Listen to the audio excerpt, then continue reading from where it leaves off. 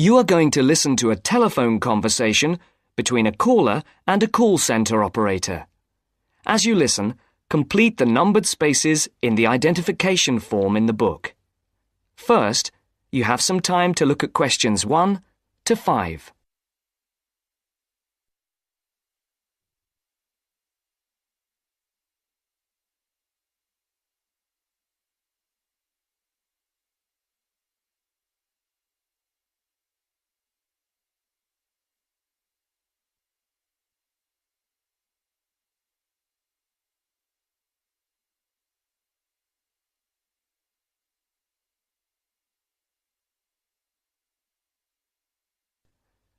You should answer the questions as you listen, because you will not hear the recording a second time. Listen carefully and answer questions 1 to 5. Platinum Card Service, Rebecca speaking. How may I help you? I've got a few problems with my credit card account. Okay. What is your credit card number? Let's see. It's here somewhere. Here it is. Can I just take the card number, please? Yes, it's 6992 6992 3443 3443 1147 1147 8921. 8921. Right. Can I just check that? 6992 3443 1147 8921. That's it. And your name? Carlos de Silva. I just need to check a few details for identification and security, if you'll bear with me. That's okay. And what's your postcode? SE1 8PB. SE1 8PB. That's it. Vauxhall Close, London? Yes, that's right. And the house number? 43. And can you give me your date of birth? 13th of the 7th, 63. And one further check, if I may. Can you give me your mother's maiden name? Yes, it's Moore. Is that M-O-O-R-E? Yes, that's it. Before the caller and operator continue their telephone conversation, look at questions 6 to 10.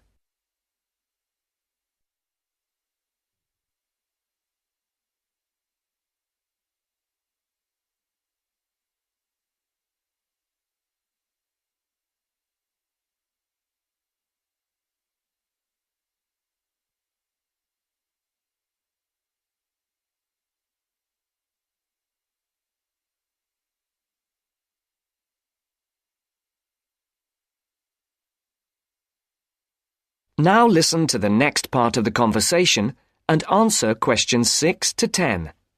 For these questions, there are 3 alternatives: A, B, and C. Decide which alternative is the most suitable answer and circle the correct letter. Yes. Now, can we get on with this? Yes, sir, certainly. I'm sure you'll appreciate that all these checks are necessary for security reasons. So, what exactly is the problem? Problems? Okay. Well, first, your computer seems to have gone mad.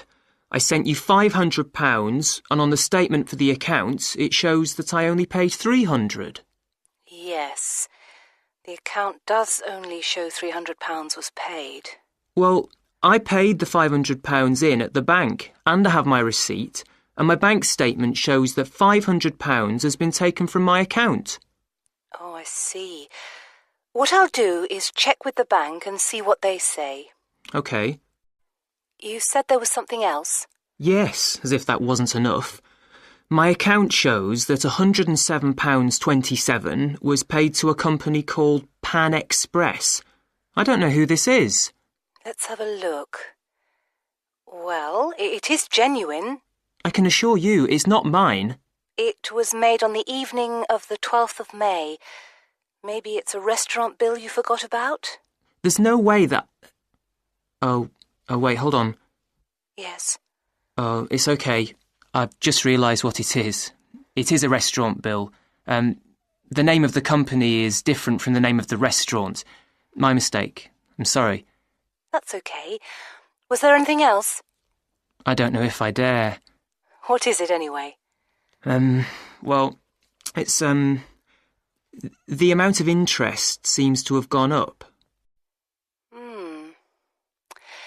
If you look at your statement for April, you'll see that the rate went down from 16.27% to 14.99% that month. Oh, yes, you're right. Was that everything? Yes, basically, it is. Okay.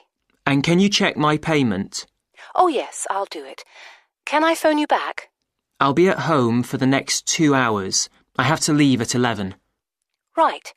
What's your number? 020 7989 7182. Hold on. 020 7979? No, it's 7989 and then 7182. So it's 020 7989 7182. Yes, that's it. Okay, I'll phone you straight back. Thanks. Bye.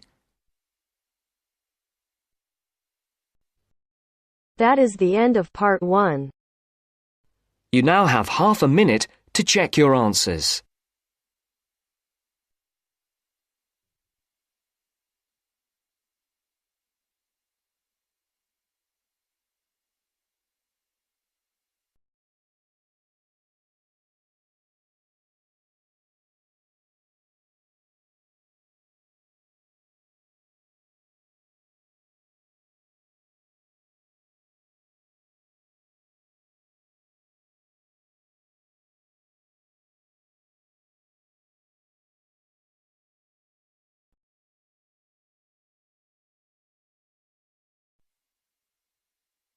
Now turns to part 2. Part 2. You will hear a library assistant talking about the library she works in. You now have 30 seconds to read questions 11 to 15.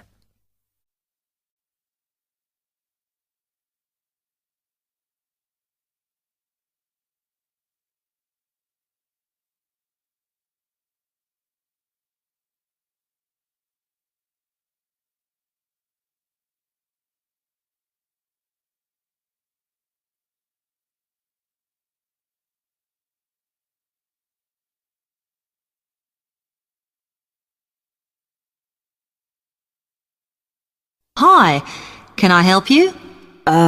Yes. I wanted to join the library. Okay. First of all, let me show you round the library and explain a few things for you. Okay, now we're here at the main entrance. You can see the reception, which is where you bring back and take out books. And also, we can order books and answer your questions there. Next to the reception, where you can see those old desks, is where we keep the magazines, because you can sit down and read there. They're divided into sections for sciences, geography, arts, etc. Then, at the back of the library, you can see the section for old books. Next to that is where the books proper start. That used to be the science section, but now on those shelves you'll find the art section.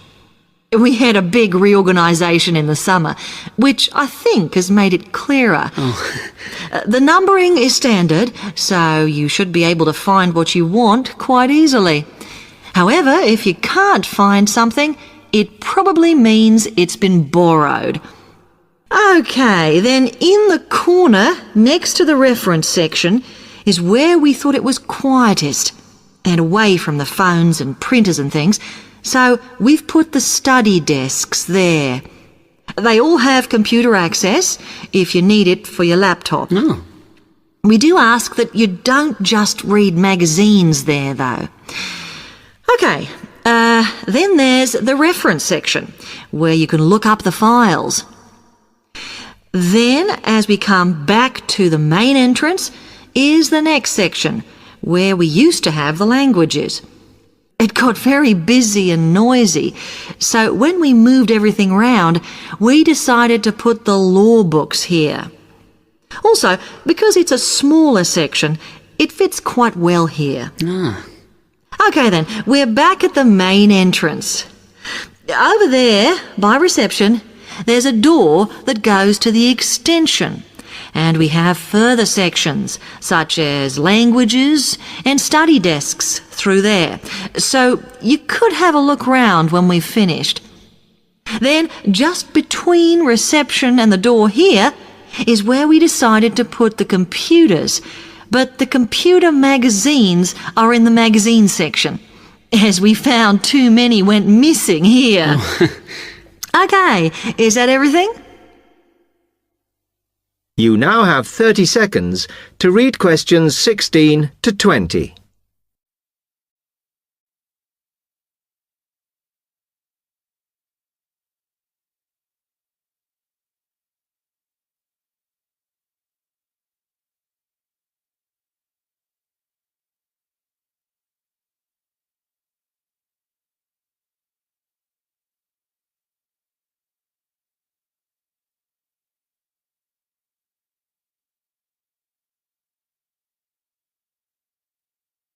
That's great, thanks. Can you just tell me a bit about borrowing and the rules and whatever? Of course. Over the last 2 months, we've been introducing a new system for this, and you can now take books out for 6 weeks. That's generally enough for most people. We usually get books back within 30 days. Of course, you may decide to renew the period. You used to have to come in to get the book stamped because we don't like doing it over the phone, as there's no record of it. But now you can do all that via email. If you do forget to renew, then we do make a charge, I'm afraid. That helps our costs, of course, but we do insist on it. The good news is that there is only one charge. I know some libraries charge £1 for 1 week and then it goes up with each week it's late. We ask for £1.50 as we think that's high enough to stop people being overdue. The other thing you may want to know is what you do about books that are not on the shelves. We do have a system for reserving them. All you have to do is fill in a yellow form behind those blue ones on the desk and give it to someone at reception. We'll let you know when it comes in. Also, sometimes you will need a journal article that we don't have but can get from other libraries. So we offer an ordering service if you need it. Now, if you'd like to fill in this form here.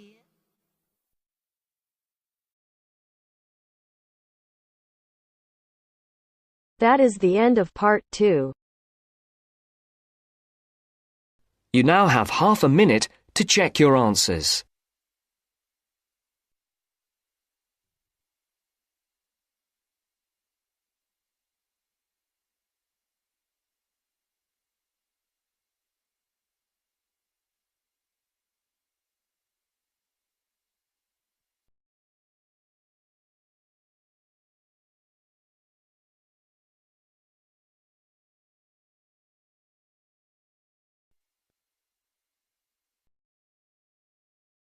Now turns to part 3.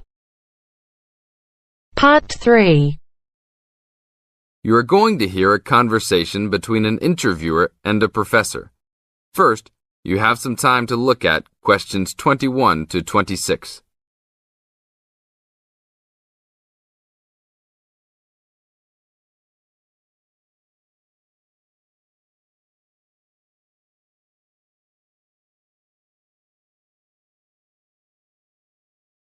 Now listen to the tape and answer questions 21 to 26. Today I'm here with Professor Nittick, who is our new university president. He has been a professor for 20 years and teaches many of the best classes on campus. I know many of you have had him as a teacher and know of his brilliance. Good morning, Professor Nittick. Thank you for stopping by the student station. Thank you for having me here. It is always great to get to meet many of the students who are involved with our school. I haven't been here since 2 years ago. Yes, I remember at that time you were still teaching every semester. 2 years later, you're only teaching every once in a while. But it seems like you are still always busy. The administration world is just as busy as the teaching world for you.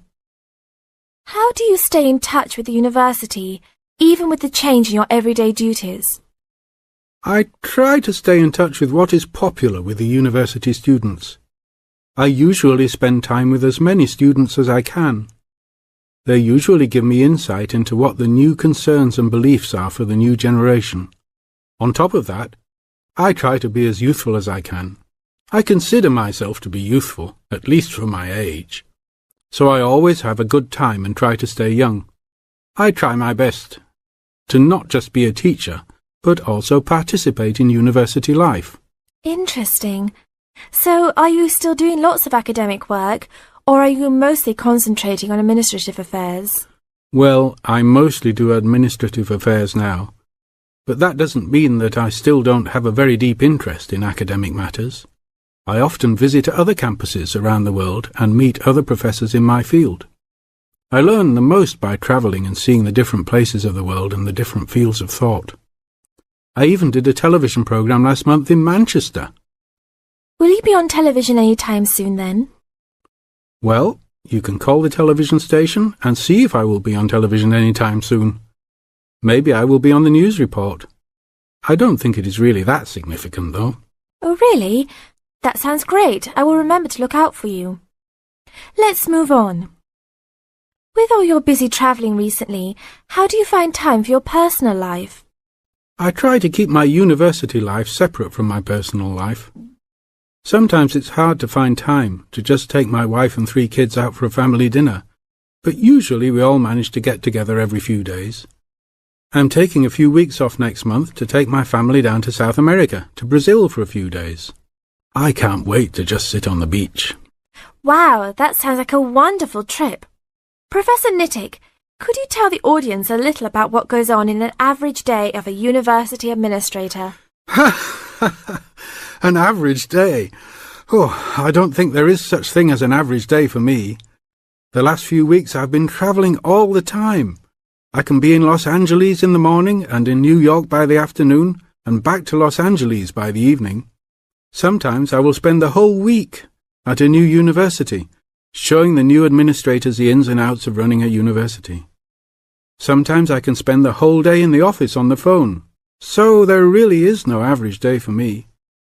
I guess that is because I do so many different tasks. Sorry to let all the viewers down, but that is the plain truth. Now look at questions 27 to 30.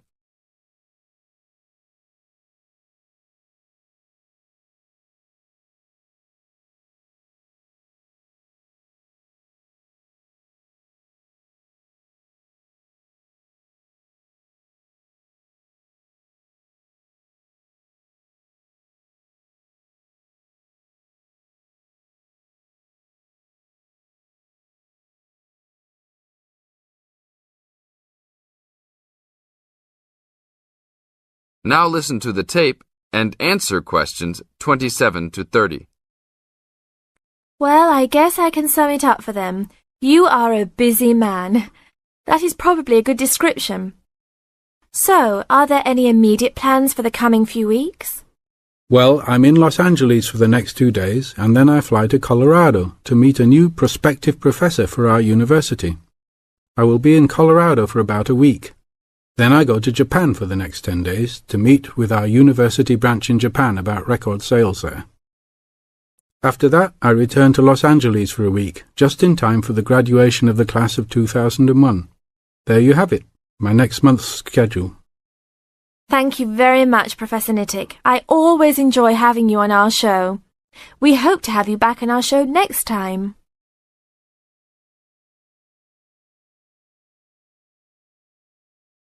That is the end of part 3. You now have half a minute to check your answers.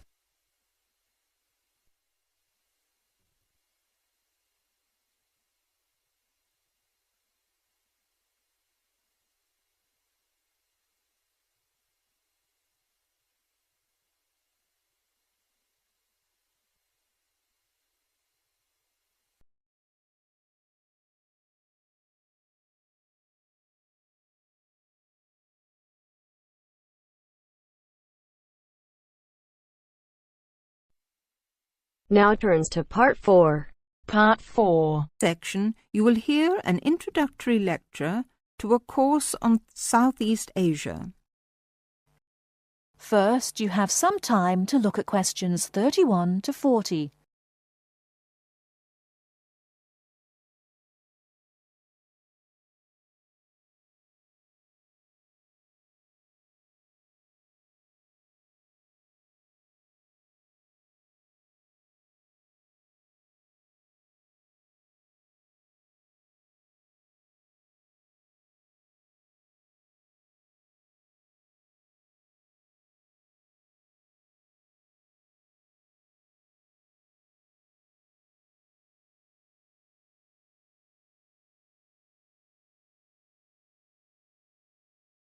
Now listen carefully and answer questions 31 to 40. My name is Paul Stange. I'm coordinator of this course. It's called Southeast Asian Traditions. I'm also the author of the study guide and the course reader, and you should have those in front of you. As well as these, you'll need 2 textbooks for the course. There's the one by Osborne and there's another by Legg. I'll talk a bit more about the reading materials in a moment. Now, if you haven't got these materials, you can buy the textbooks at the university bookshop, and you can collect the study guide and the course reader from me on your way out of the lecture.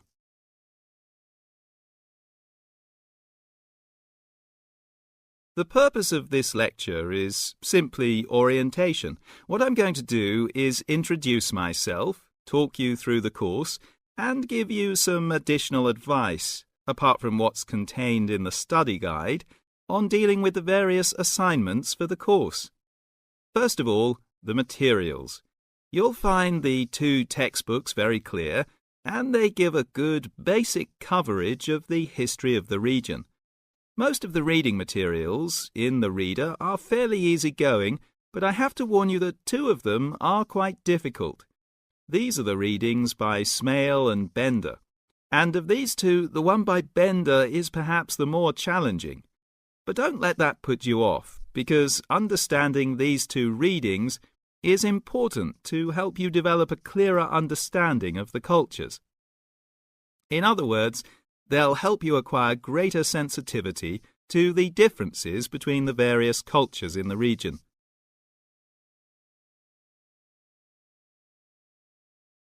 Now, the course itself. The course has multiple aims. It's primarily a history course, but it's not only a history course. It is, in most respects, a cultural history course focusing on Southeast Asia. Nevertheless, the course is, as you'll see from the materials, an introduction to the Southeast Asian Studies component of the Asian Studies program. In looking at the cultural history of Southeast Asia, there are 2 major influences to be considered, the Chinese and the Indian. It's important not to forget the extensive influence that these 2 countries have had in the region. China has been trading throughout the region since at least the 6th century, so many of its cultural and social traditions have influenced the countries in the area, and religious practices from India have helped form today's culture. So we'll be looking for the links and the connections between traditional patterns and today's developments in the region. I think you can now begin to see how these past influences might form a background for the present-day social practices. And in the same way, this course will form a basis or background for 2nd and 3rd year courses, with their focus on the modern period, and in particular, the economic and political situation of the region. So, that's the outline of the course. I'd like to go on now to look at what you have to do, your assignments and so on.